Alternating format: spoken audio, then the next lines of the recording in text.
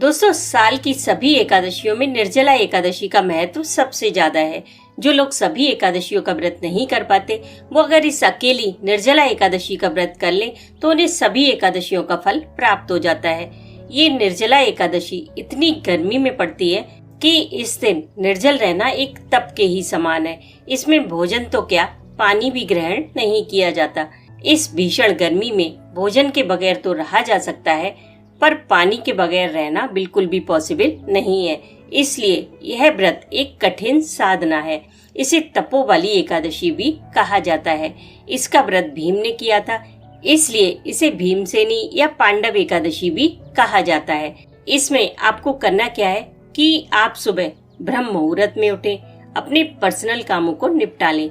इस व्रत में विष्णु भगवान और माँ लक्ष्मी जी की पूजा का विशेष विधान है। उनकी पूजा करें, अभिषेक यदि कर सकते हैं तो अभिषेक करें, उन्हें फूल अर्पित करें। साथ ही एक विशेष चीज उनको जरूर अर्पित करें और वो है तुलसी के पत्तों की माला। वो उन्हें जरूर पहनाएं। हो सके तो 108 तुलसी के पत्तों की माला बनाकर श्रीहरि को पहनाएं। इसकी महिमा मैं क्या बताऊं, वो तो आप पहनाएंगे तब आपको पता चलेगा। इसका फल इतना है कि विष्णु जी को एक तुलसी का पत्ता भी अगर आप समर्पित कर दें तो वो बहुत प्रसन्न हो जाते हैं। तो आप जो पूरी माला ही 108 पत्तों की इतने मन से, इतने भाव से खुद अपने हाथों से बनाकर पहनाएंगे तो आप सोच भी नहीं सकते वो कितने प्रसन्न होंगे। अगर 108 पत्ते ना मिले तो आप 11 पत्तों की, 21 पत्तों की ही माला बना ले, लेकिन उन्हें पहनाएं अवश्य। क्योंकि अगर विष्णु भगवान प्रसन्न हो जाते हैं तो माँ लक्ष्मी जी अपने आप ही प्रसन्न हो जाती हैं। इस दिन आप ठाकुर जी को गंधोदक स्नान कराएं। पानी में चंदन और तुलसी के पत्ते मिलाकर जो स्नान होता है उसे गंधोदक स्नान कहते हैं। पंचामृत से शालिग्राम को स्नान कराएं और एक विशेष चंदन ठाकुर जी को अवश्य लगाएं और वो है हरी चंदन। ये आप घर पर आसानी से बना सकते हो।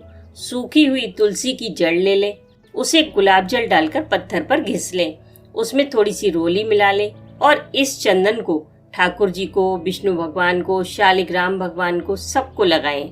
वो चंदन भगवान को अति प्रिय है। इस दिन आप मन ही मन ओम नमो भगवते वासुदेवाय का जाप करते रहें। आप किसी भी एकादशी पर विष्णु सहस्त्र नाम का पाठ करें या ना करें, लेकिन इस निर्जला एकादशी पर विष्णु सहस्त्र नाम का पाठ अवश्य करें। वो बड़ा ही फलदायी है।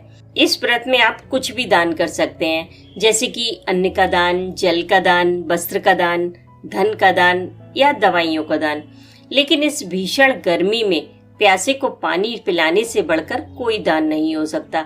अपने घर के बाहर एक बाल्टी में पानी भरकर रखें जानवरों के लिए। घर की छत पर पक्षियों के लिए पानी भरकर रखें। यह व्रत हमें पानी के महत्व को समझाता है। जब हम पूरे दिन पानी के बगैर रहते हैं तब हमें समझ आता है कि पानी कितना कीमती है। इसलिए इसका दुरुपयोग बिल्कुल भी ना करें। इस व्रत में जो भी जाप किया जाता है वो मानसिक रूप से किया जाता है, क्योंकि बोलने से गला सूखेगा, होठ सूखेंगे और ज्यादा प्यास लगेगी। इसलिए मन ही मन जाप करें। दूसरे दिन यानी कि द्वादशी वाले दिन एक निश्चित समय पर इसका पारण करना होता है। इसमें आपको कुछ नहीं करना, बस एक तुलसी का पत्ता मुंह में रखकर गायत्री मंत्र बोलना है और ठाकुर जी के चरणोदक से व्रत खोल लेना है। गायत्री मंत्र की जगह आप कोई भी विष्णु मंत्र या फिर राम नाम बोलकर भी व्रत खोल सकते हैं। एकादशी वाले दिन माँ तुलसी ध्यान में होती हैं, इसलिए तुलसी एक दिन पहले ही तोड़ कर रख लें। आप तुलसी का पूजन कर सकते हैं, दीपदान कर सकते हैं, उन्हें जल भी अर्पित कर सकते हैं, पर जल ऊपर से न चढ़ाकर मिट्टी में चढ़ाएं। पारण से पहले जो भी आप दान निकालें उसे किसी जरूरतमंद को दें। इस दिन जितना हो सके भजन करें, पूजा पाठ करें। इस दिन एक संकल्प अवश्य लें, क्रोध न करने का, क्योंकि गीता में क्रोध को हमारा सबसे बड़ा शत्रु बताया गया है। जिसने भी इसे जीत लिया उसने समझो सब कुछ पा लिया, क्योंकि गुस्सा करने वाले का रिमोट हमेशा दूसरों के हाथ में होता है। अब कुछ लोग बिना पानी के नहीं रह सकते, तो वो क्या करें? वो लोग फलाहार करके इस व्रत को कर सकते हैं, पर कम से कम पूजा करने तक इस व्रत को निर्जल करें। पूजा के बाद आप जल पी सकते हैं। तो इतनी देर का व्रत तो हर कोई कर सकता है।